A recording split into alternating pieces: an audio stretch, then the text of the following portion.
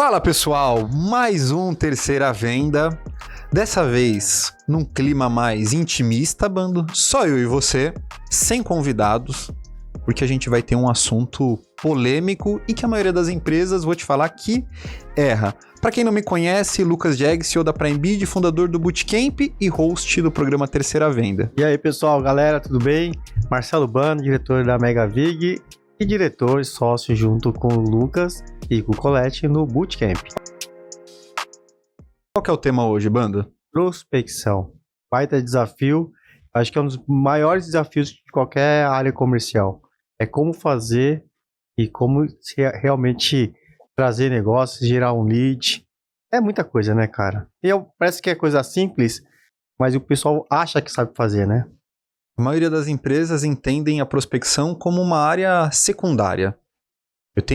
Já vi empresas que pegam a pessoa que não está dando certo e coloca em pré-vendas, coloca um rapazinho que sabe falar e coloca em pré-vendas. É a área que ninguém quer fazer e a área mais importante porque é o cartão visita da sua empresa. Como é que está a área de prospecção hoje, a sua, banda? Hoje ainda está no formato, estou montando ainda o time, estou investindo e logo eu contrato uma grande empresa para me ajudar nessa questão, porque eu acredito na terceirização, a profissionalização desse segmento, né? A gente vai falar bastante sobre isso, porque assim, muitas vezes as pessoas acham que a prospecção simples é aquele script, né? Você tem um e-mail, vou qualificar aquele e-mail, vou fazer a ligação e vou buscar as pontes necessárias para chegar naquele objetivo que é aquele contato. Sim. Só que nem sempre é assim, porque assim, uma coisa, a gente estava falando até há pouco que como é que era feita a prospecção antes e a prospecção hoje, né? Antes pandemia, pós-pandemia. Como é que a gente faz uma prospecção para pessoas de um comprador ou de um contato, que a gente, lógico, sempre vai pesquisar antes. Uma pessoa que tem 40, 50, 60 anos de idade, e como é que eu converso com uma pessoa que tem 20, 30 anos de idade no máximo? Como é que é a linguagem correta? Como eu chamo a atenção disso aí? O que eles querem ouvir? É muito difícil, Lucas, porque tem gente que tem 40, 50 anos de idade que quer receber ali uma prospecção e quer receber um e-mail mais, quer receber um folder, papel, e ainda quer ir lá fazer aquele famoso cafezinho. E por outro lado, o mesmo comprador de 20 anos, ele não quer conversar com você, quer falar por uma videoconferência, e nem sempre a videoconferência ele também não põe a foto dele. Sim. É engraçado isso, porque o meu sobrinho mesmo, ele faz videoconferência 5 vezes ao dia, de pijama, e ele não aparece em nenhum momento no vídeo. Ah, não, pra que isso e tal? Então, isso acontece com a gente. Então, como a gente quer olhar olho no olho uma prospecção por videoconferência, que não consegue nem sequer falar com a pessoa. Sim. E você também tem pessoas de 50, 60 anos de idade, super modernos, e às vezes muito mais moderno que jovens. Então, assim, é um desafio danado para a área de vendas, esse feeling para iniciar uma boa prospecção e obter êxito, né? Sabe como a gente fazia prospecção há 12 anos atrás? A gente fazia prospecção há 12 anos atrás muito melhor do que muitas empresas fazem hoje. A gente atendia uma empresa que era uma empresa grande de limpeza, que era aqui de São Paulo. Vou falar o nome, mas uma empresa relativamente grande. Tinha ali seus 3 mil funcionários, voltado para facilities. A gente tinha uma equipe de pré-vendas, prospecção ativa, ligação fria. Não tinha mailing online, então a gente comprava as listas físicas, mano. Então vinham os papéis, a gente tinha lá o papel impresso com todas as empresas, nome e tudo mais. A gente ligava para a empresa, identificava quem que era o decisor pelo contrato, até aí normal. Depois que a gente conseguia falar com aquela pessoa, a gente não tentava agendar reunião. A gente só perguntava quem que era a pessoa, pegava o endereço e a gente mandava uma mala direta para ele. Mandava uma mala direta. Envelope? Era uma caixinha. Isso a gente cuidava também do desenvolvimento da caixinha. Era uma caixinha, tinha um pano que era uma flanela limpinha e uma flanela meia suja e amassado, e a gente falava que a pessoa especial tá dentro dessa caixa. E aí, nossa empresa é essa, a limpa, a suja que era a que você não quer ter, e quando o cliente abria tinha um papel parecido com um espelho, e o nosso cliente especial tá aqui, aí quando ele abria a caixa aparecia ele mesmo. Era simples a caixa, mas marcava o cara. E aí, depois que ele recebia, a gente ligava para perguntar se ele recebeu a caixa e depois a gente tentava agendar a reunião. E a taxa de conversão era altíssima. Cada pré-vendedor ali agendava suas 50, 60 reuniões. E 12 anos atrás, não tinha outro canal de comunicação. O e-mail ainda, mas muito fraco. Só tinha o telefone. Dava muito certo. Mas hoje, sempre quando eu vou falar de geração de demanda, Bando, a maioria das empresas conhecem praticamente só a prospecção ativa. Tá? Sempre o telefone. Porque é a ferramenta, teoricamente, mais simples. É só pegar o telefone e começar a ligar, teoricamente. Eu pergunto sempre para outra pessoa interlocutora. Você, Bando, das últimos 10 fornecedores que você contratou para você, quantos te ligaram e conseguiram te vender nessa ligação? Uma prospecção ativa fria. Eu te falar que nenhuma, você acredita? Eu acredito, porque a maioria dos produtos que a gente comprou, serviços, nós fomos em busca, buscamos indicação, olhamos na internet, colocamos dentro do grupo. Então, se a minoria dos produtos e serviços que a gente contrata vem de prospecção ativa, por que na maioria das vezes a gente quer colocar prospecção ativa para tentar vender? E acho que esse é o maior erro das empresas. Eu também acho o maior erro, e eu sei disso, e eu não faço isso hoje. Porque, assim, é passivo que a gente sabe que não tem êxito. Né? Muitas vezes, quando a gente fala prospecção, o pessoal acha que é tudo a mesma coisa. Isso. Mas tem alguns objetivos, tem alguns caminhos que a gente percorre. Perfeito. Primeiro, quando se fala de qualificação de lead, buscar quem é o influenciador, quem é o decisor, né, trazer pontos para você identificar alguma conexão, né? A gente tem que estar muito preparado para fazer isso. Então, esse trabalho de pré-vendas, qualificação, é muito importante para mim, pelo menos para o objetivo que eu quero alcançar. Então, hoje, quando eu converso com o meu pessoal, com o meu time, a gente não vai fazer ligação direta. Né? Primeiro existe toda uma pesquisa, né? Hoje, o que facilitou para nós hoje? Igual antes eu também fazia a mesma coisa, a gente fazia às vezes era aquele envelope, fazia aquela coisa bonita e tal. Só que o cliente às vezes não tinha muitos canais para ser bombardeado de informação, né? Você tinha uma mala direta, você mal tinha um e-mail e alguns canais e o telefone ativo. Hoje o cara tem LinkedIn, o cara tem Instagram, tem Facebook, tem tudo quanto é rede, sem e-mail, marketing bombardeado de uma série de coisas, ou seja, tem milhões de formas para você alcançar aquele cara. Só que assim, é a comunicação, sabe? Você mandar e-mail marcar lá que é o dia do índio, sabe? Aqueles negócios tipo, trabalho de brand é legal, mas tem coisa que não agrega. O cara não tem mais saco para isso. Exato. Eu chamo de o pedinte digital. Ele fica lá mandando, contrate a minha empresa, até aparecer o momento certo, que na maioria das vezes não aparece. Mas a prospecção ativa, ela funciona. A ligação, ela funciona. O que eu vejo que muitos processos acabam ficando desconectados é que o pré-vendedor, ele tem a orientação de tentar agendar uma reunião de vendas. Então, ele não te conhece, ele liga para você, te oferece um serviço que, teoricamente, naquele momento, muito difícil de você estar precisando e quer marcar uma reunião para apresentar a empresa dele. Porque ele tem meta para isso, né? Ele tem meta para isso. Só esse que é o maior erro. Porque esse é o maior erro. Porque, assim, ele tem a meta, às vezes tem um prêmio por isso, então ele vai agendar a visita a qualquer custo. Aí vai mandar o cara, o vendedor para padaria, para açougue, né? Setores e segmentos completamente equivocados dentro dessa estratégia comercial. Mas se ele tá errando o segmento, alguém já errou de entregar uma listagem para ele com o segmento errado. Sim. Já. Aí... Não, eu dei o exemplo errado, mas muitas vezes ele faz a qualquer custo. Sim. Então isso é ruim, né? Porque eu tava conversando com as meninas ontem, eu falei para elas assim, olha, uma trabalhou já no mercado de telemarketing no setor de cobrança. Sim. Ela cobrava com uma empresa de cobrança convencional, olha, está devendo para a empresa tal, vai ser protestado, não sei o que. Então ela falava primeiro que o papel é B2C. Tá. Então, quebrar a pessoa de SDR de B2C para B2B é um mundo completamente diferente. Então, assim, ser conveniente, ser inconveniente, ter a empatia. Se o cara falou, não posso falar nesse momento, quando você vai falar com uma pessoa de SDR, a pessoa te insiste, né? Não, mas só mais um minutinho, sabe o que quer? Se a pessoa não falou que naquele momento não pode falar, encerra a ligação, cara. Sim. Então, às vezes falta essa paciência, essa malícia, talvez esse feeling desse pessoal que eu falo que é muito treinamento, porque assim, por causa de um contato errado, você queima a empresa. Então, você queima a empresa porque a pessoa não importa se você é o José, Antônio e tal, mas ele sabe que você é a Prime Video, sabe que você é a Mega Vig, sabe que você é empresa A, B, C, D. Então, para ele vai mentalizar a marca, não vai mentalizar o nome da pessoa que tá conversando com ela. Perfeito. Se o cara pegar a raiva da empresa, aí pronto. Porque se você tem... Vamos falar que eu já tive empresa de prospecção e já tive muitos pré-vendedores muito insistentes e conseguiam ter um resultado em relação à quantidade de visitas muito bom. Só que eu sempre fico pensando, ok, você até pode, por insistência, conseguir a reunião, mas como é que você vai chegar na frente desse comprador? Qual que vai ser a sua moral lá? Ele vai falar, deixa eu receber esse chato...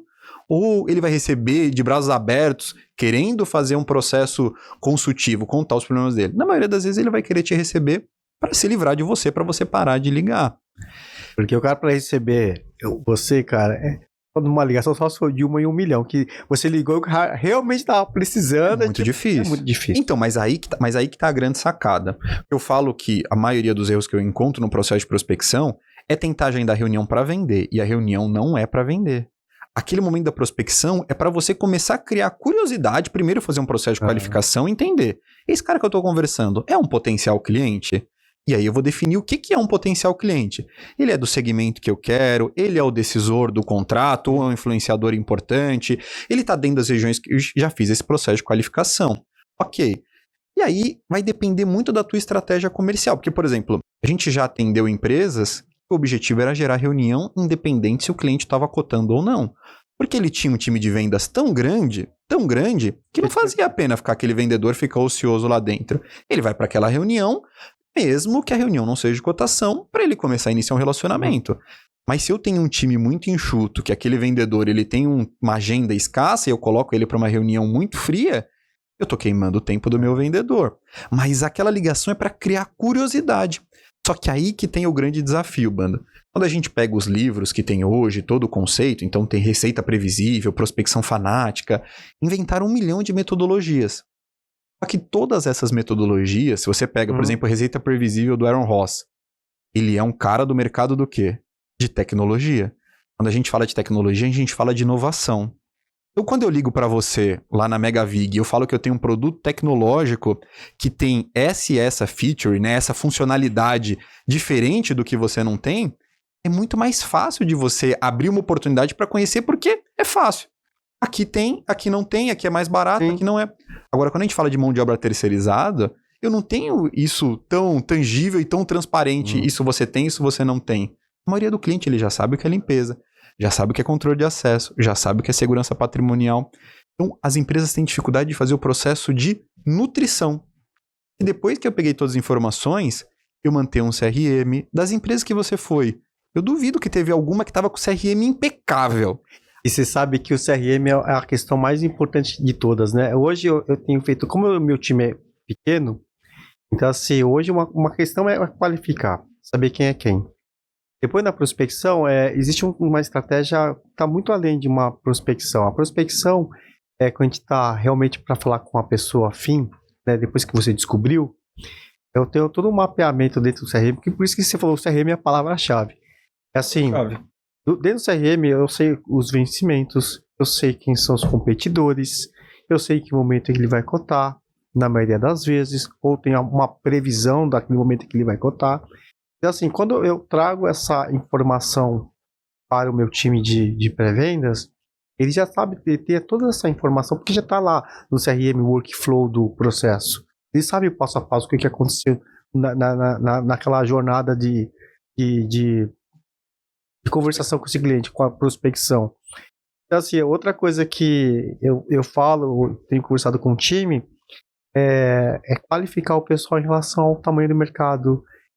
Ontem mesmo eu estava falando para assim, eu dei uma tarefa para elas há 2 semanas atrás, falou assim, eu passei nome de 30 concorrentes, vocês vão mapear todos os concorrentes no site, comparar coisas positivas, coisas negativas, estética, conteúdo, quais são os apelos de venda, o que eles falam em termos de abrangência, portfólio, inovação, tudo que você pode falar dentro de um segmento que é o nosso.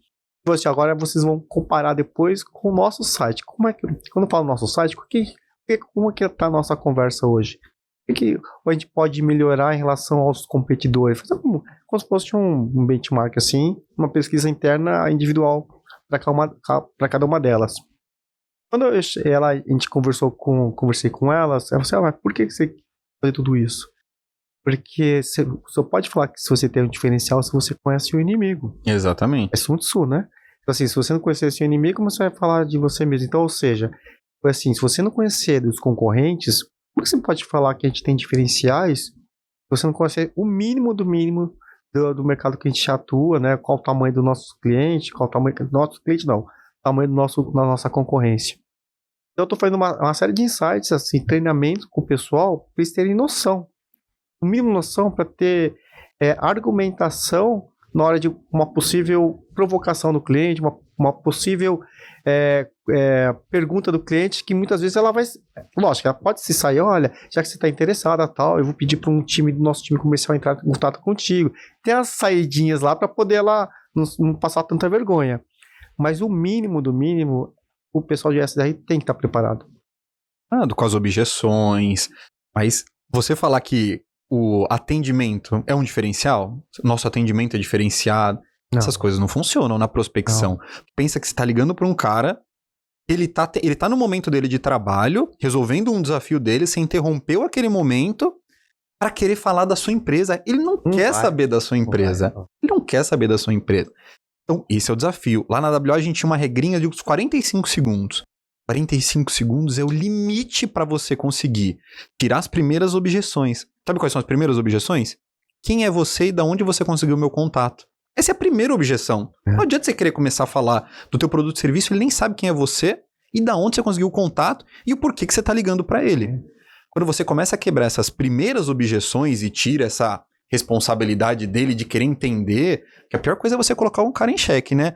Ô, Bando, eu falei com você há 3 anos atrás, você se lembra? Ixi, não lembro, o comprador já começa a entrar na defensiva. Então, ele começando a entender de onde você conseguiu o contato, por que você tá ligando, quem é você, ele já já sei com quem que eu tô falando, pelo menos. E a pior coisa é quando alguém faz uma prospecção, falando que é seu amigo, falou que mandou, falamos num evento passado, aí você fica se esforçando pra ver se você realmente... A não ser que seja verdade. Né? Mas na maioria das vezes é uma técnica. Tem que seja verdade. Mas pode ser uma técnica. E muitas vezes quando você percebe que é superficial, eu já desligo o telefone. Não vou falar que eu desligo o telefone na cara porque eu sou educado, né? A educação não permite. Mas eu, muito educado, falo assim, agora não posso falar, desligo o telefone e pronto, acabou. E sabe o que acaba dando muito certo? Mais até do que você começar a falar sobre... Porque os diferenciais você começa a falar sobre você.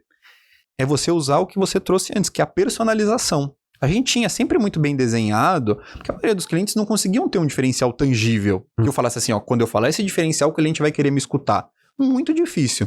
Então a gente utilizava muito bem a segmentação. Então se eu estou ligando para uma indústria, eu já buscava na minha lista quem são os clientes que eu tenho de indústria. Se eu estou ligando na Zona Leste, na Moca, eu vou buscar os meus clientes que estão na Moca. Porque aí eu vou começar a usar personalização. Bando, tô vendo aqui que você é da indústria XPTO, você é o head de segurança. Eu tenho um case sensacional da indústria que é sua concorrente, onde eles tinham esse problema e a gente conseguiu resolver isso em X%. Eu queria te contar como que a gente fez isso e ver também se você conseguiria melhorar. E a gente vai começando a criar curiosidade. Eu não vou começando a explicar na ligação tudo que eu faço, porque eu quero a reunião para isso. A reunião tinha o objetivo de agendar a reunião. Mas ainda assim, eu precisava de um pré-vendedor incisivo, um vendedor com energia na voz. Porque pensa, se o cara que tá vendendo já tá desanimado na ligação, imagina o cara que tá comprando, como é que ele vai ficar. Tem uma menina lá que é super tímida, cara, mas eu falo assim pra ela, não tem problema você ser tímida, é treinamento. Eu falo assim pra ela, assim, só levanta a cabeça, só de levantar a cabeça, a voz já sai melhor. Já sai melhor. Né? E eu falei pra ela assim, o que você gosta de falar que você se sente confortável? Assim, pô, eu gosto de estética. Ela faz curso de estética e tal. Você não fala super bem? Assim, nossa, a coisa que eu mais amo, assim, então se você tem que amar uma coisa, a mesma paixão que você está falando da estética, eu quero que você tenha a mesma paixão com o nosso negócio. Só que para você ter a mesma paixão com o nosso negócio, você tem que conhecer tão bem quanto a questão da estética. Porque a partir do momento que você conhece o nosso negócio, de verdade, você vai falar com tanta naturalidade, e o cliente vai percebe. Assim, o cliente não está chegando, enxerga. A voz enxerga. É 3 segundos, Bando. Pela sua voz, ele desenha você na cabeça dele. E as pessoas querem falar com especialistas. Pessoas que têm uma voz muito aguda têm dificuldade na prospecção, uma voz muito infantilizada. Pensa, a gente tá falando de segurança, seriedade, um consultor. A voz, ela vai influenciar. O Marcelo aqui, que é meu vendedor, quando ele entrou aqui na Prime Bid, era o primeiro emprego dele. Aí ele entrou no processo de prospecção. Então, não tinha conhecimento nenhum. Ele tinha um problema que a insegurança dele ele imaginava o outro lado da pessoa, sempre, acho que na cabeça dele vinha um diretor de banco, assim, numa mesa grandona de mármore. Então ele falava assim, olha, eu gostaria de falar com o senhor para saber se você poderia me passar o contato do fulano. Ele pedia, quase que ele implorava por aquilo, porque ele se colocava numa posição muito inferior a outra pessoa que estava lá. A gente foi arrumando comunicação, falei assim, olha, não precisa ser tão formal, porque toda vez que ele chamava alguma mulher de senhora, era batata, a mulher falava senhora não, Mariana, chama pelo nome, não de senhora. Eu falei, você pode ser um pouco mais informal. Ele passou um pouco mais da informalidade. Fala, cara, aí, não, vamos ajustar aqui. Ajustou, então escutar a ligação era fundamental. E aí, um dia eu fui escutar a ligação dele, eu falei, deixa eu ver se ele melhorou. Aí escutei. Aí tava uma porcaria. Uma porcaria. Aí eu comecei a notar que ele tava muito inseguro, porque primeiro o trabalho dele, todo dia eu dando feedback nele, acho que ele falou assim, cara, esse cara vai me mandar embora, né? Aí eu chamei ele pra conversar lá fora e falei, Marcelo, escutei as suas ligações. Aí eu vi que ele fechou um pouco o olho, né? Falando, agora vem, né? Falei, as suas ligações estão excelentes. Você melhorou muito as suas ligações. Tá falando com entonação, e não tava, né? Tá falando com entonação, voz pra fora, energia, sorriso na voz, ficou excelente. Aí o que aconteceu? Tirou aquele peso da responsabilidade de preciso acertar uma, pelo menos. Depois daquele dia, ele começou a performar pra caramba. Porque aí ele ganhou confiança. Ele parava de ficar preocupado comigo na ligação. E aí se colocava presente na ligação. Mas, se você tem uma equipe de pré-vendas que você não escuta a ligação, essa é a fórmula mágica de dar tudo errado. Da tua equipe de pré-vendas. Verdade. E é engraçado, Lucas, assim, por mais, muitas vezes, dependendo da bandeira, que é o brand que a pessoa tá naquele mailing, vai ser, ó, esse aqui eu vou separar. Esse aqui, quem vai fazer o contato direto vai ser o time de vendas. Porque naquele momento ali eu sei quem a pessoa tá do outro lado, né? E assim, a probabilidade de errar com o time de pré-vendas é grande. Por mais que seja treinado. O comprador vai te testar em algum momento, né? E aí eu preciso colocar uma pessoa um pouco mais sênior. Então, assim, não é que eu coloco o vendedor para fazer a parte de SDR, para fazer a parte de prospecção. Faz parte do trabalho dele fazer isso. Mas ele faz como um key account, contas-chaves. Uma conta-chaves. Então, assim, tem coisa que não dá. A gente tem que saber, como gestor, saber separar uma lista. Né? Algumas coisas não são. Tem clientes que não deixam nem ser o vendedor, sou eu que faço contato. Porque, assim, mas é muito importante. Estou fazendo um processo de seleção de candidatos, onde eu pergunto para ele como que é a rede de relacionamento deles. Quais associações que ele participa, quais são os congressos, feiras, qual realmente o seu grupo de relacionamento, seja de fornecedores, seja de fabricantes, seja de clientes, seja de parceiros, seja de concorrente, tudo, pergunto tudo, né? Sim. Porque assim, hoje eu tenho a vantagem de estar muito tempo no mercado, né? Como você, o Colette, a gente conhece muita gente. E a gente eu tô na ASIS, eu tô na BSEG, tô na Brafac, tô na ADESG, tô no Grupas. Então eu tô em 6 associações. Não é uma coisa que é ruim, todo mês, todo ano, eu pago uma anuidade danada para eles, mas assim, quer vender. Mas faz parte. Mas assim, hoje as minhas prospecções, sempre pelo menos eu tenho sempre uma pessoa que conhece aquela pessoa que eu quero conversar. Talvez 2 caminhos, duas pessoas para frente ou no máximo uma pessoa à frente. Então, quando eu faço uma prospecção hoje, muitas vezes eu falo em nome de uma ex, na qual eu sou membro, ou de uma BCE que eu sou sócio, então assim, sócio e diretor. Então eu uso outros artifícios para chegar. E quando eu coloco, por exemplo, um peso da função também, que isso pesa também, Sim. Quando você vai falar com alguém, e até o peso do conhecimento de uma amizade de alguém, por exemplo, usar o Dove do Einstein para chegar no cara do Hospital São Luís, ou no Auleta que tá lá no UHG. Aí eu ligo, por exemplo, pro Auleta e falo assim, pô, Auleta, tudo bem, Marcelo Bando? Por exemplo, quem é você, Marcelo? Pô, eu trabalho na Mega Vig, mas, pô, eu tô te ligando sempre porque a gente tem alguns amigos em comuns e tal. Amigos em comuns, né? assim, pô, eu falei com o Dove, ele falou que é seu amigo. Assim, pô, o Dove é grande meu amigo e tal. Pronto, já quebrei o gelo. Mas assim, eu tenho que ter autoridade e a pessoa tem que realmente me recomendar. Eu não posso usar o nome do Dove em vão. Abre alas, em vão. Porque eu sei que se ele ligar pro Dove, o Dove vai falar muito bem de mim. Então assim, você não pode usar o nome de alguém em vão, né? Mas tem um desafio. O problema é que esse processo, ele funciona nesse processo de key account, contas chaves. Mas ele não é escalável e dificilmente replicável. Não dá. Não dá. Tem poucos bandos, poucos coletes. Principalmente quando você tá com mail lá de 5 mil nomes, 10 mil nomes. Pequenas e médias empresas. Não vai. Essa vai ser a dificuldade. Você acredita que uma empresa que tem o vendedor e coloca ele para prospectar, qual que é a probabilidade disso dar certo, Bando? Eu não acredito muito nisso. Eu vou te falar que eu não acredito muito nisso. Porque o vendedor, parece que o vendedor tem mais medo do telefone do que o SDR. Em primeiro lugar. Esse é o meu sentimento. Se eu estiver errado, eu não sei se o vendedor tem a questão do medo da prospecção, de ouvir o não, ou se ele quer uma coisa mais fácil para fazer o trabalho já o trabalho posterior, que é fazer visita, fazer a questão um pouco mais técnica e tal. Mas talvez ele não sei se ele se sente confortável ou preparado para fazer prospecção. Eu não sei, é engraçado isso, eu falo isso para você, mas nosso negócio é venda, é prospecção, é contato. Aí eu vejo os vendedores, às vezes eu observo, não consigo escutar, mas eu escuto os caras assim, parece que toca o telefone, parece que tá pensando já dar ocupado para desligar o telefone, ou fica chamando, até ninguém atender, e fala assim, ufa, né? Mas pensa assim, ó. Não sei se é isso que você tem essa percepção. É isso. Quando a gente atendia dentro da prospecção ativa, a gente tinha o nosso cliente, que era o gestor comercial ou vendedor.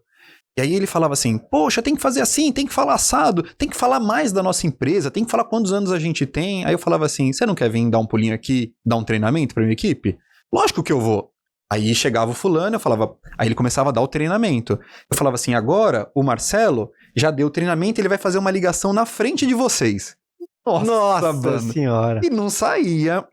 E quando ele falava, que ele chegava na frente do contato, ele não falava nada do script que ele contou. Aí ele já queria fechar pra reunião, ele não queria falar da empresa, ele não queria falar de quantos anos, porque aí ele entrava no mundo real. Ninguém quer escutar quantos anos tem a sua empresa, que tem sede em lugar de tal. Aí ele caía no mundo real, e aí ele falava, olha, é mais difícil do que realmente é. E aí a gente tá falando o vendedor é um cara que tem um ego, na maioria das vezes um ego alto, certo? Precisa ter uma autoconfiança. Quando a gente fala de prospecção, a gente tá falando de não. Da mesma forma que o borracheiro tem a graxa na mão e ele não pode se incomodar com isso, o pré-vendedor, ele tem o não o dia inteiro. Ele vai fazer 100 ligações, ele vai receber 80 ligações que estão ocupadas, e ele não vai conseguir falar com quase ninguém, e os 10, 15 que ele vai conseguir falar, ele vai receber 14 nãos. E ele vai receber um sim. Ele vai receber um sim, e o gestor dele ainda vai falar assim, nossa, conseguiu uma reunião só hoje? Então ele é um cara que tem que estar com a vaidade e o ego dele totalmente controlado, porque senão ele infarta. O vendedor, quando ele está num processo de negociação, ele não escuta muitos nãos. Até o comprador tem dificuldade de falar um não seco. Não tenho interesse de fechar com a sua empresa. Não, eu vou ver, olha bem, veja só. Então ele tá numa zona de conforto nesse quesito negociação. E aí quando ele entra no telefone, é vida real e é cruel. E o vendedor é fácil, né? Pra ele manda e-mail, manda apresentação e... Sim. Eu tinha pré-vendedor, Bando, que saía chorando da empresa. Porque passava uma semana e falava assim, Deus me livre. Como que vocês aguentam? Não tá preparado, não tá com o seu emocional preparado. É cruel a prospecção. Cruel. Por isso que quem tá do outro lado, principalmente como gestor, tem que ter o mínimo de empatia com quem tá prospectando. Mas a questão do script que também é cruel.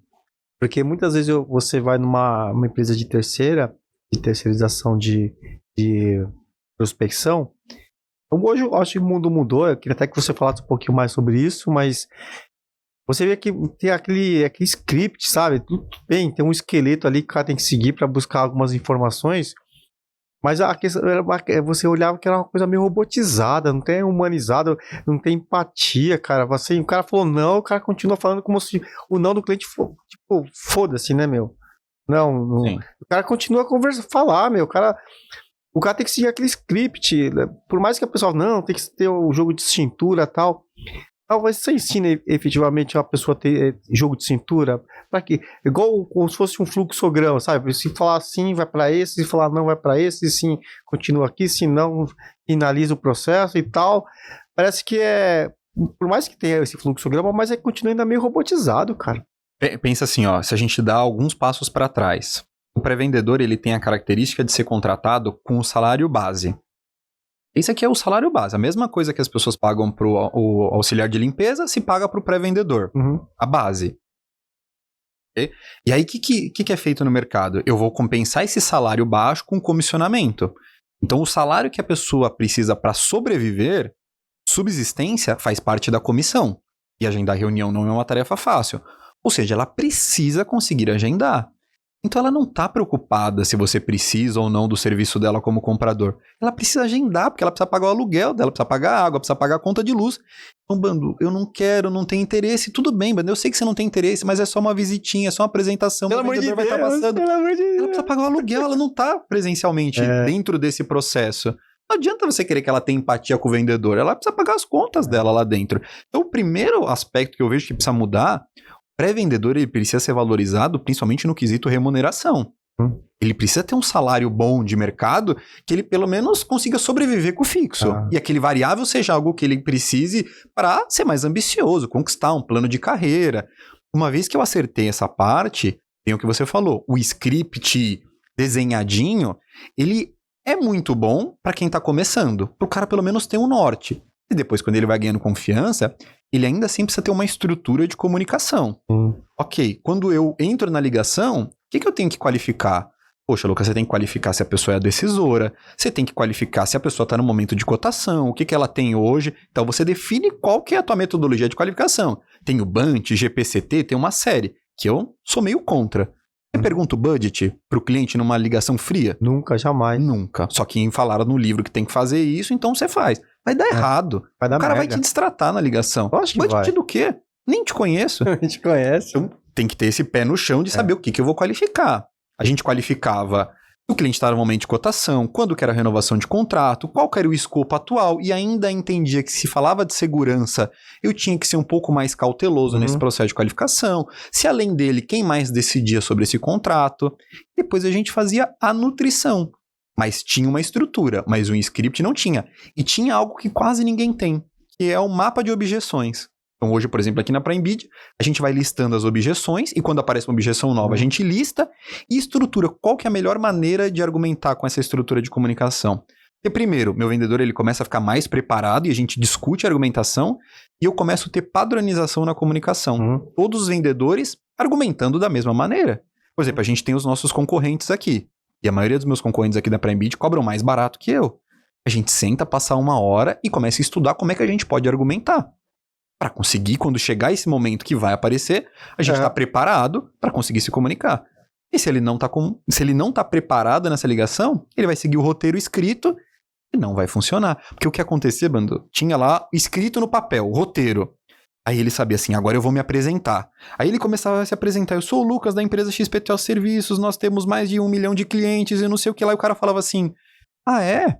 E vocês têm unidade aonde? Aí ele caçava assim, onde eu tenho unidade? Peraí, deixa eu ver onde eu tenho unidade. Quais são os seus principais clientes, né? Acabou. E aí depois ele não lembrava onde ele tinha que voltar. Acabou a ligação. Olha, deixa eu fazer uma pergunta. Quando, a gente falou de prospecção orgânica e prospecção terceirizada, né? Isso, prospecção interna e externa. Interna e externa. Agora, assim, quando é interna, eu queria que você colocasse assim, um ponto do seu ponto de vista. Tanto interno como externo, aí você fala um pouco dos dois, mas uma coisa é fazer prospecção para uma empresa que tem um brand, que investe em marketing, que todo mundo fala assim, empresa A, vamos dar um exemplo lá, Versante Sandrine, todo mundo conhece. Perfeito. Vou falar, fazer um SDR de uma Seguro Pro. Agora, e quando é uma empresa que está, não iniciando agora, mas uma empresa que está ainda tímida, que tem lá seus 100, 200, 300 colaboradores, que a marca ele não fez todo aquele investimento, mesmo que fizesse investimento, esse tempo de maturidade ainda ninguém conhece, a marca e tal. Como é que é a estratégia de prospecção para quem, lógico, quem já tem a marca é fácil, E para esse cara aqui... Tá, então vamos falar dos dois, vai. Porque o cara ainda que... Vamos pensar numa empresa grande. GPS da vida. Tá. Ok, ela tem a marca e a marca abre portas. Mas quantos vendedores ela tem lá dentro? Qual que é a meta que ela tem? Ela vai precisar de capilaridade. A gente atendia grandes contas dentro de São Paulo que quando ia para Bahia, para Goiás, ninguém conhecia. Mas o branding, ele abre portas. Mas aí você tem muitas vezes o desafio do volume. Mas quando a gente está falando de uma empresa que está começando agora, acho que o primeiro ponto é, por que eu vou fazer prospecção ativa? Porque eu tenho vários canais. Eu tenho que entender por que eu estou fazendo prospecção ativa. Porque eu posso fazer pelo Google, posso contratar uma agência, posso contratar uma plataforma, posso ter um pré-vendedor interno, posso ter um pré-vendedor externo, posso fazer o Google internamente de cada. São quase esses os principais canais. A gente fala do outbound, quando eu prospecto de forma ativa, e o inbound, quando eu me posiciono estrategicamente para quando alguém estiver cotando, ele me encontrar como um possível fornecedor. Tem essas duas estratégias. Eu sempre falo que o ideal na prospecção ativa é quando você tem um mercado muito nichado. Vamos falar que você só quer atender grandes contas. Pega lá a lista das 500 mais. Não adianta você ir para o Google que você não vai conseguir atender essas empresas. Ou se, por exemplo, eu tenho clientes que só querem trabalhar dentro de academias. É muito mais fácil ele fazer a prospecção ativa, tirar uma lista de academias e ligar um a um, do que ele ficar se posicionando no Google e esperar que vai vir uma academia pedir cotação para ele. Vai vir 10 empresas e se uma for academia, ele deu sorte. Então, quando ele tem um mercado muito nichado, específico, ele vai ter que ir obrigatoriamente para prospecção ativa. Agora, se a empresa fala assim, Lucas, eu atendo pequeno e médio porte, estado de São Paulo, não tem muito por que esse cara fazer prospecção ativa no início. Ele precisa vender o mais rápido possível para começar a ter uma estrutura maior. Então faz mais sentido ele se posicionar estrategicamente para quando esse síndico ou comprador tiver no momento de cotação, ele encontra a empresa dele como uma das opções. Eu sempre pergunto para o empresário, o síndico do condomínio aqui da frente, estiver cotando, como que ele faz para encontrar a sua empresa?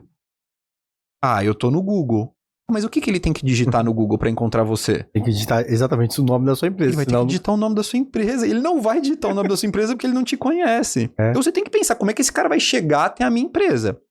O Google é uma funcionalidade, a plataforma da PrimeBid é uma, outras plataformas, onde você vai encontrar empresas que já estão no momento de cotação.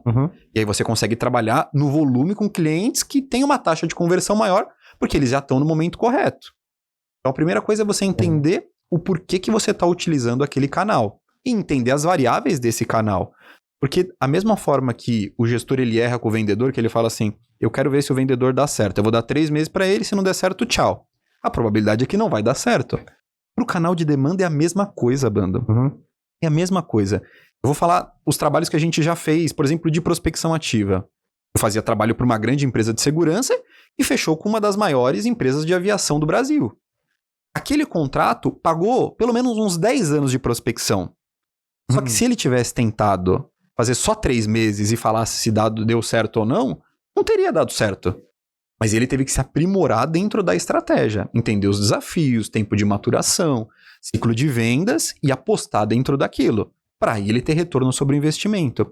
E muitas vezes eu vejo que a empresa ela quer algo que resolva, ela quer uma estratégia de demanda que resolva o problema de vendas. O que é uma estratégia de demanda que resolve o problema de vendas? Eu tenho preço ruim, eu não tenho um processo de vendas definido, eu não apresento a minha empresa de uma maneira que eu consigo refletir os valores dela, todo o meu processo de vendas está errado.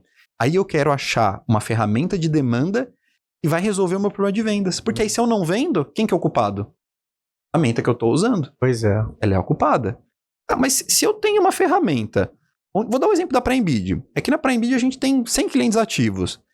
Eu tenho, pelo menos no mês passado, 35% desses clientes venderam. Eu pego no ano, 90% desses clientes venderam. Opa, se eu tenho uma ferramenta que o meu concorrente vende, por que eu não vou vender? O meu concorrente vende. Pode ser que tenha preço melhor, processo comercial melhor, uma estratégia melhor que a minha. Mas que dá para vender, dá. Eu só preciso alinhar a minha estratégia. Mas olhando o todo, Bando, em resumo, eu preciso entender o porquê que eu estou usando aquele canal. Porque na maioria das empresas, quando eu pergunto, por que você faz prospecção ativa? Não sabe me dizer o porquê que ele faz. Ele faz a prospecção ativa porque é o que ele conhece. Porque tem na verdade, uma necessidade e não sabe qual o caminho. Alguém indicou que a prospecção prospecção ativa é uma opção e ele vê a prospecção ativa como uma única opção. Isso, se eu só tenho martelo, tudo é prego. E na verdade a área comercial em conjunto com lógico, o comercial faz parte, junto com o marketing, existe uma estratégia um guarda-chuva gigantesco para você conquistar aquele cliente que está. Desse guarda-chuva tem que ter a linguagem adequada, site adequado, proposta adequada, preço adequado e pós-venda adequada, né? Aí dentro dessa estratégia de marketing, a questão da marca, aí eu falo assim que a prospecção ativa é uma caixinha desse montante todo, né? E em cima de cada caixinha dessa estratégia comercial, seja da empresa, qual caminho ela vai seguir, ela tem que ter um objetivo. E se uma dessas caixinhas não se encaixar, como se fosse uma engrenagem, vai dar merda. Ou vou dizer assim, não vai dar certo. Pode dar certo eventualmente por algum processo, entrou uma demanda, veio uma indicação pontual, mas o processo de venda está errado. Perfeito. Né? Perfeito. As vendas sempre vão entrar, mas pode entrar por algum motivo, uma forma meio capenga, porque através de um relacionamento do diretor, ou do próprio diretor comercial, do gerente, mas não é uma coisa sustentável. Não é um comercial sustentável para ter um crescimento daquilo que foi planejado. Porque assim, hoje eu tenho já planejei toda a minha área de crescimento de meta de venda da empresa em cima da área de controladoria e finanças. Não sou eu que falo assim o quanto eu vou vender. Primeiro eu vou ser o quanto que a empresa quer crescer. Em cima daquilo que a empresa quer crescer, que eu gero toda a minha estratégia comercial e marketing em cima daquela expectativa de crescimento. Hoje você pega muitos gestores e você fala, vou vender 1 milhão. Tá, mas quanto representa 1 milhão para o crescimento da empresa? 1%? Sim. Ou 50%? 50% você quer crescer 50% em um ano? Então tem gente que fala assim que vai vender de uma forma meio aleatória. Não, é porque o meu amigo lá vende 1 milhão, então eu vou botar uma meta de 1 milhão. E a demanda, isso que você falou tá perfeito, Bando, em relação ao planejamento comercial. E a demanda, ela é a grande vilã do planejamento comercial. Uhum. Porque ele tem essa questão de quanto que eu vou vender, cada vendedor, aí ele começa a desconstruir. Cada vendedor precisa vender 3 contratos por mês. Ele começa. Qual que é a sua taxa de conversão? É 10%. Legal, então você quer vender 10 contratos, então tem que ser 100 propostas. Como é que você vai gerar 100 propostas? Pois é, e chama de produção. Para você chegar na taxa de conversão, você tem que produzir muito. Isso. E como é que você faz para produzir? Você tem que gerar uma série de trabalho, uma série de inteligência para você chegar nas 100 propostas, para você fechar 10. Exatamente. Né? Então, porque assim, eu tenho que fechar, a minha taxa de conversão é 10, a conta sempre é a contrária, né? Exatamente. Hoje, hoje você fala em proposta, eu falo em faturamento, né? Porque para mim é mais fácil falar em valor do que em quantidade de proposta. Porque a proposta é importante para mim, depois avaliar ticket médio, uma série de outras coisas que eu consigo avaliar o tamanho das minhas prospecções, o tamanho de proposta, para ver o quanto que eu tenho que... Aí sim, o quanto eu tenho que ter proposta para chegar a 1 milhão para fechar 100 mil. Sim. Mas aí se eu analiso o ticket médio, mas para mim é mais importante avaliar quanto que eu de proposta no mercado em termos de valores, porque tudo que eu faço está relacionado ao financeiro. Sim. Então, se eu não falar linguagem financeira, eu estou descasado com a estratégia da companhia. Então, perfeito. Linguagem financeira. Por isso que agora em março eu vou fazer minha pós-graduação de finanças, controladoria de finanças, porque eu tenho que falar mais ainda como executivo comercial da linguagem financeira da companhia. Aí o gestor ele fala assim, eu vou dobrar as vendas. Aí, legal, vai dobrar as vendas. O que você vai fazer? Vou contratar mais um vendedor. Você tinha um vendedor, você vai contratar 2 vendedores. Então você vai dobrar a venda. Só que quantas oportunidades você tinha? Lucas, eu recebia 20 pedidos de proposta por mês. Então um vendedor atendia esses 20. Agora você tem 2 vendedores. No mínimo 40. Você continua recebendo 20 propostas e agora cada um vai atender 10. Você só aumentou o teu custo de vendas praticamente. Então, eu falo que sempre primeiro a gente tem que olhar para a demanda, para depois entender qual que é o quadro de vendedores que a gente precisa para conseguir atender essa demanda. E essa questão de saturar o canal, entender... Eu falo que hoje o gestor ele tem que ser quase um cara muito mais de dados e um cientista e um engenheiro, que em muitas áreas hoje, os heads de vendas, de marketing são engenheiros, porque é um cara que precisa entender muito de número, do que um cara muito mais artístico.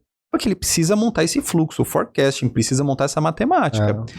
Quando a gente começou aqui, na época que eu tinha empresa de prospecção ativa, eu já tinha a ideia da Prime Bid. Cara, eu preciso conseguir... Meu cliente quer cotação, ele não quer fazer apresentação, eu preciso melhorar a taxa de conversão, eu tinha isso na minha cabeça. Eu falei, olha, o síndico e o comprador, quando ele vai buscar para uma empresa, se ele não tem nenhuma referência, ele vai no Google. Então eu preciso fazer isso aqui dar certo. A gente fez uma tentativa interna.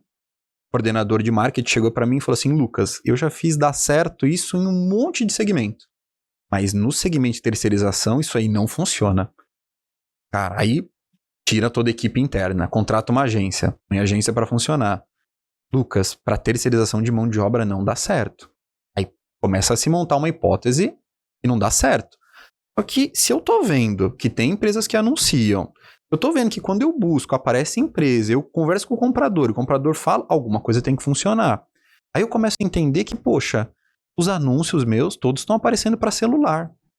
Pô, o comprador não contrata pelo celular, ele contrata pelo computador. Poxa, mas eu tô vendo aqui que eu consigo dimensionar as pessoas que procuram emprego, que digitam vagas de emprego, eu consigo excluir da busca. Eu começo a melhorar a minha estratégia. A Prime não gerava nenhuma cotação quando a gente começou, foi esses testes. Hoje a gente recebe de 700 a 800 pedidos de cotação. É o mesmo canal que a gente testou lá atrás. Aqui a gente demorou 9 meses para começar a fazer ele tracionar. Agora, quantos empreendedores, quantos gestores eu vejo que testa prospecção ativa 3 meses? Ah, não vendeu, não deu certo. Testa a plataforma, não deu certo. Testa a Google, não deu certo. Testa a agência, não deu certo. Eu falo, calma aí. Em nenhum canal para você de demanda não dá certo? Será que o problema estão no canal?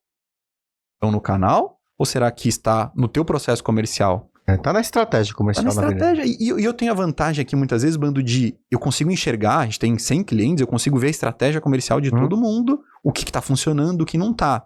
Às vezes eu vejo uma empresa que ela tem lá a demanda, ela tem o vendedor, e ela fala assim, Lucas, não tá dando certo. Tô aqui, não tô conseguindo vender nada. Tô patinando.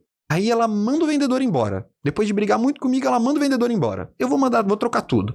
Aí ela mandou o vendedor embora, colocou outro vendedor, começou a funcionar. Opa, é a mesma demanda, é a mesma plataforma, é o mesmo preço, é a mesma proposta. Trocou uma peça. Eu não tô falando que tem que trocar o vendedor.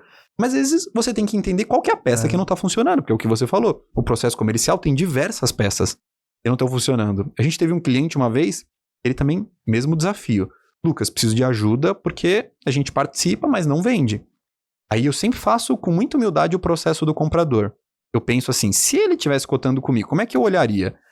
Aí eu vou lá no site, pesquiso a empresa. Aí quando eu coloquei a empresa dele no Google, apareceu lá. Funcionários fazem protesto na frente da empresa tal. Aí eu olhei assim nas avaliações do Google, tinha uma estrelinha, bem murchinha assim, e todo mundo reclamando da empresa dele.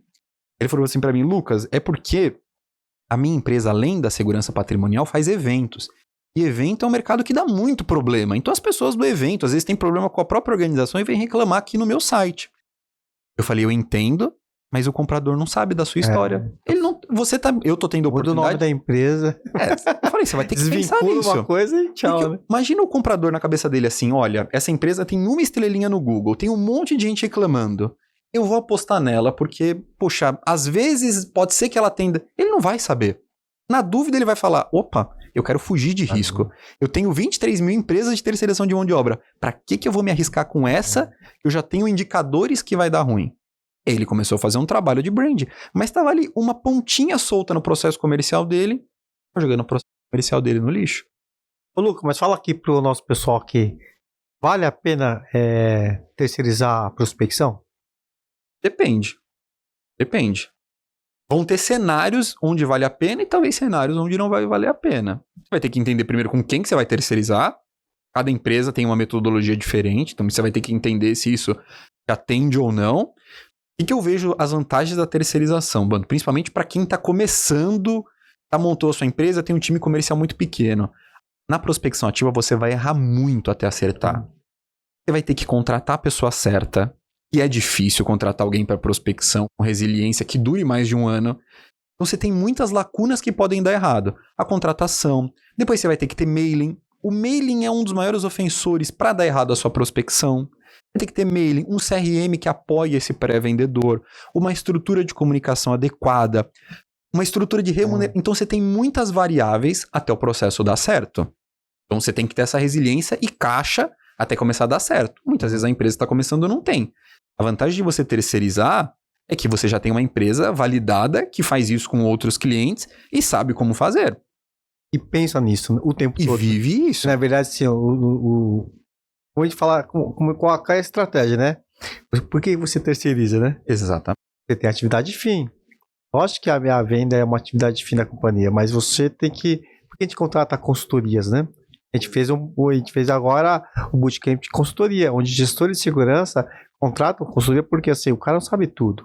A área de segurança tem vários braços. O cara às vezes precisa fazer uma consultoria de uma investigação, consultoria de uma auditoria, uma consultoria para fazer um relatório de análise de risco. Às vezes o gestor de segurança, naquele projeto, ele tem suas especialidades.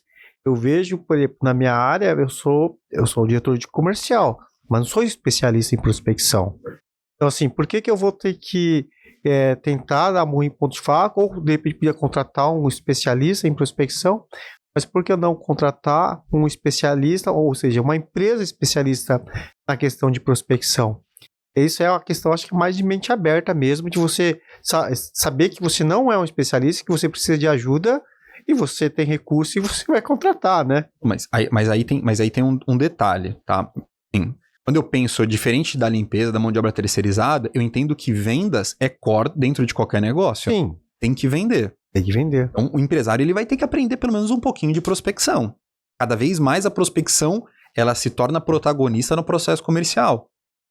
E você pode ter o melhor vendedor do mundo. Se você não chega pedido de proposta, você vai ter dificuldade. Da mesma forma que você pode ser o melhor comercial do mundo, por que você então contrata uma agência de marketing? Da mesma forma que você contrata uma empresa de marketing, você contrata uma empresa de prospecção, Perfeito. Você contrata uma empresa de publicidade, de assessoria, e assim por diante. Então, assim, o gestor tem que saber os recursos e buscar a melhor solução. Mas se essa área for core do teu negócio, aliás, se vale, porque eu vou te trazer alguns pontos aqui. Você terceirizou sua prospecção, certo? Você tem lá um time de vendas de 3 vendedores e você tem uma empresa de prospecção que gera reuniões para esse time. Ela tá lá qualificando, fazendo mailing, tudo. Aí começou a não dar resultado, certo? Você depende 100% daquela empresa. Ou seja, o sucesso do teu processo comercial tá na mão de terceiros. Se sem prospecção você não vai vender. Esse é o primeiro risco. Você não tem controle 100% do processo. Aí você quer cancelar com essa empresa. Eu acho que um dos maiores tesouros que você tem na prospecção é o mailing que você passou anos montando. Se a empresa de prospecção ela é dona do mailing, você vai começar do zero. Você perdeu tudo que você plantou nesses anos. Se você não é dono do mailing. Por exemplo, o trabalho que a Luciana está te oferecendo, que tem a proposta de assessoria. A gente chegou nesse modelo porque ele é um meio termo. Você terceiriza a especialização da pré-vendas.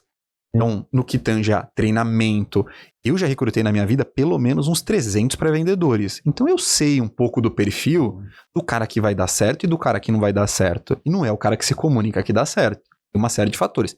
Por exemplo, o trabalho dela, ela vai terceirizar o recrutamento, a seleção, o treinamento desse pré-vendedor, a escuta ativa, o mailing, a ferramenta. Só que se um dia você quiser cancelar com ela, o mailing é seu.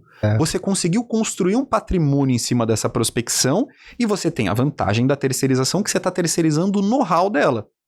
Mas o processo está sendo construído dentro da sua empresa. Tem que trazer ela aqui para a gente fazer Trazer ela? Uma sabatina em cima dela, né? Tem que trazer. E uma coisa que eu posso te falar, Banda, assim, com total know-how, porque é o que a gente fazia lá dentro da WA, na empresa de prospecção, eu tinha 2 funcionários de auditoria de ligação, onde eles escutavam todas as ligações dos pré-vendedores que agendavam. E ele tinha um checklist com 20 perguntas. Apresentou bem a empresa, teve erro de concordância, se enrolou Tinha 20 perguntas, fez a qualificação e dali saía um relatório sobre aquele pré-vendedor. E baseado nesse relatório, acontecia o treinamento para aquele pré-vendedor. Olha, esse está com problema de comunicação, esse pré-vendedor ele é muito insistente.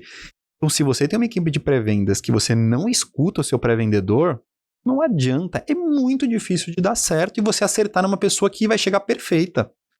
Tem que escutar. E a grande vantagem que, por exemplo, você tem um vendedor, ele foi na rua, ele não vendeu um contrato. Como é que você vai ajudar ele? Não tem muito o que você fazer. Ele vai te contar o que aconteceu, mas você fica vendido. Agora, a vantagem da ligação é que toda ligação pelo menos deveria ser gravada, e você escutar pelo menos 10 ligações do teu pré-vendedor. Porque às vezes ele passou um mês errando a mesma coisa, mas você não escuta, aí você passou do lado dele, ele tá falando isso errado. Quanto tempo que ele perdeu falando isso errado que você já poderia ter escutado? Só que isso demanda tempo. Você tem tempo pra ficar escutando todo dia 10 ligações? Dificilmente, você vai ter tempo. Não. Então, você tem as vantagens. Mas eu acho que quando você chega num momento que você tá robusto, você tem um time comercial de 5, 6 pessoas, talvez eu não acredito na terceirização em 100%. Mas eu acredito em você ter uma equipe interna de pré-vendas e ter talvez uma terceirizada, onde você tem benchmark, você compara um ou outro, melhores práticas de uma que está fazendo.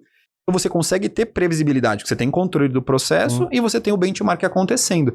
Eu acho que toda empresa que ela coloca todo o seu canal de demanda na mão de um fornecedor, seja o Lucas, seja o Google, seja a terceirização de prospecção, corre um grande risco. Eu sou a favor de você capilarizar a tua demanda. Tem um pouquinho de cada estrutura, porque aí você consegue saber o que está dando certo, o que não dá, o custo de aquisição, taxa de conversão, e aí tomar boas atitudes. Também é trazer esses parceiros, né, que na verdade, que suportam a sua estrutura, colocar todo mundo na mesa. Eu acho bem legal isso, sabe, cara? Pegar o pessoal da agência, pega o pessoal da prospecção, pega o pessoal do marketing, e você, lógico, você como comandante daquilo, você traça aquela estratégia, assim, como a gente vai atingir isso aqui? E aí, muitas vezes alguém fala assim, putz, Marcelo, mas aqui esse segmento assim tá saturado, assim, pô, a gente vai brigar com peixe gigantesco lá, será que não tem outro oceano azul pra gente, você quer entrar no meio dos tubarões aqui, né? Sim. Então, assim, é legal você escutar, fazer esse benchmark, fazer essa conversa com esses especialistas, porque você não é dono da verdade, né, Lucas? Você acredita no modelo, só que, assim, você subcontrata por isso, né? E outra coisa, às vezes eu posso contratar alguém de prospecção. Quanto que essa pessoa está buscando as melhores práticas no mercado? Então, às vezes, de repente, o cara funciona muito bem o primeiro ano, o segundo ano, daqui o terceiro ano, o pessoal de prospecção, de gestão, ou uma terceirizada já está ano-luz, já pensando em outras coisas, e o cara continua fazendo aquele mesmo modelo. Né? E quando a gente terceiriza isso, eu posso provocar, falar assim, o que você me apresenta de novo? Tá pensando de novo pro ano que vem? Você tem que respirar aquilo que tem que respirar. Fornece. Né? Então, eu acredito muito nesse modelo. Da mesma forma, por que alguém me contrata a segurança? Por que se contrata a limpeza? Porque eu tenho que pensar, respirar a segurança, tenho que respirar a limpeza, respirar o serviço que eu oferto, porque o cara tá lá para fazer Danone, para fazer cerveja, para fazer Guaraná, essas coisas assim. O cara não tá lá para pensar em fazer cerveja. Da mesma forma que, lógico, eu tenho que pensar na venda, mas eu tenho que ter especialista do meu lado. E a prospecção, a gente tá fazendo prospecção todo o tempo aqui, é muito difícil. Parece de uma forma que a gente tá fazendo uma forma simples, mas, pessoal, é muito difícil, porque, assim, é um esforço, assim, mas que compensa, né? Porque é um dos pontos da venda é extremamente importante, é fundamental. Um caso que a gente tem aqui, ó, uma aluna do Bootcamp. Foi aluna nossa, pediu ajuda depois, ela veio aqui nessa sala, e aí ela tinha um problema, eu falo problema de venda, assim. Problema de venda é porque não sabe onde está o problema, então problema de venda geral. Ela tinha 2 fornecedores de demanda. Tinha um de prospecção ativa e tinha um de mailing. Gastava ali uma grana. Se não me engano, acho que era 12 mil. 12 mil que ela gastava. Entendi um pouquinho, a gente olhou, ela tinha o processo definido, a gente tirou os 2 fornecedores. Cortou os 2 fornecedores, porque se você está um ano e não teve resultado, tirou os 2 fornecedores. Eu vou ser tendencioso aqui. Ela veio na Prime Bid. Por quê? Eu sou tendencioso porque é o que eu acredito. O produto que eu ofereço, eu falei assim, olha, vai dar certo, confia em mim. Só que não vá com tanta sede ao pote. Pelo menos 60 dias para dar o primeiro resultado. Não vai achando que eu vou fazer milagre aqui. Deu 44 dias, o mesmo processo comercial que ela tinha, o mesmo vendedor, ela estava quase um ano sem conseguir fazer uma venda. Trocou o canal, ela começou a vender. Fez os ajustes necessários. Mas é o que você falou. São várias peças que você pode mexer ou não. Você tem que buscar fornecedores para te ajudar. Seja consultor, seja a empresa, seja terceirizado. E fazer os testes. Mas eu acho que todo mundo tem que ser conhecer um pouquinho de prospecção. Mano. Todo mundo conhece... todo mundo fala agora que conhece muito de vendas. Se você não conhece de prospecção, eu acho que daqui a um tempo você vai ficar muito para trás. Porque cada vez mais a gente vê o marketing, principalmente, tomando um pouco... Cada ano que passa, ele começa a tomar um pouquinho o lugar de vendas. Quando antes eu precisava conhecer uma empresa, eu tinha que chamar o bando para ele me apresentar a empresa dele. Hoje eu olho o site, hoje eu olho o YouTube, eu vou conhecendo a empresa dele da maneira que eu quero, porque você é vendedor, você é tendencioso, você vai falar bem da sua empresa. Agora, o seu Google Avaliações é imparcial. O YouTube vai estar lá, pessoas falando de você, comentando. Então as pessoas, os compradores querem buscar essas informações por si só. Cada vez mais o marketing vai tomando conta, porque o marketing ele parte do princípio que ele fala de um para muitos. Eu aperto um history e eu consigo falar com 10 mil pessoas. Cada vez mais o marketing vai tomando conta desse processo de apresentação e o vendedor vai ter que se tornar cada vez mais um cara técnico. Personalização, de projeto, consultivo. Porque se ele for um vendedor papagaio de pirata, só sabe ficar apresentando a empresa dele. Minha empresa tem 10 anos, faz isso, tem esse... O cara que é um portfólio ambulante... vai ficar cada vez mais atrás. Eu acho que já está, na verdade, né? Porque hoje o vendedor, o comprador não quer mais falar com essas pessoas. Não quer mais, cara. Hoje tem modelos de compras, tem leilão eletrônico, tem portais de compras, sabe? Então, muitas vezes, você entra numa vala que muitas vezes o cara já pesquisou sua empresa, já fez uma due diligence, e o cara já fez uma RFI, RFQ, uma RFP, sem falar com ninguém, cara. Ele falou que o seu back-office, o back-office que preencheu lá o portal, seu back-office que preencheu a RF do cliente, no final ele abre um portal de compras, ele dimensiona o escopo, porque ele já procurou os diferenciais, já pesquisou referências, ele já conversou com os seus clientes, ele já sabe tudo de você. Sim. Então ele virou uma compra eletrônica, e ele compra tão bem quanto, tá?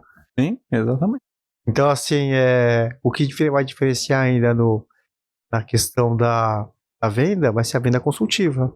Isso ele não consegue fazer no meio eletrônico, por enquanto. E se ele não tiver demanda, ele não tem para quem fazer a venda consultiva. Então, por enquanto, a máquina não vai conseguir fazer a compra consultiva, mas... Ainda, né? Eu não sei até onde, mas ainda não. Mas é por isso que eu falo que o vendedor tem que se preparar tecnicamente. Porque... Quando eu falo técnico, não só de conhecimento do produto, mas são técnicas, como você falou, de prospecção, técnicas de venda, técnicas de neurolinguística. Tem várias técnicas que você tem que saber. Da mesma forma que o pessoal fala assim, não, você não sabe fazer nada, vai virar vendedor. Eu falo assim, não. Da mesma forma que eu falo que o médico tem que estudar pra cacete, o advogado, né, o juiz, todo mundo tem que estudar. O vendedor é a mesma coisa. Ele tem que se especializar. Tá cheio de técnica hoje. Hoje vários modelos, várias escolas de negócio, inclusive o Bootcamp, que dá vários insights, mas não dá efetivamente a técnica que tem hoje. Tem técnicas pra caramba que você falou de inbound, outbound, LTR, L não sei do que, tem... Cheio de sigla. Cheio de sigla, essa sopa de letrinha, e na verdade a gente tem que saber, cara. Vendas tornou muito complexo. Tem os Ops, tem o LDR, tem o BDR, tem o SDR. Se você ficar achando que é pastinha no ombro e anda, vai ficar para trás, porque eu vejo que assim, o mercado de terceirização ele é um pouco mais atrasado comparado, por exemplo, ao mercado de tecnologia. O mercado de tecnologia já é uma guerra no processo comercial, voltado à produtividade, à inteligência comercial, no quesito de, poxa, tem um cara dentro da empresa que chama Sales Ops, é um cara de operações que fica olhando dados e olhando os segmentos que mais convertem, olhando as sazonalidades desse segmento para cadastrar no mailing a empresa certa no momento certo, garantindo que a nutrição... para que tudo consiga rodar. Então, se eu só tentar ficar ligando ligação fria, eu vou ter dificuldade. Lógico que vai. Hoje eu tenho que fazer um trabalho de inteligência em cima do CRM, lógico. Hoje eu não tenho um Power BI, mas eu faço em cima do Data Studio.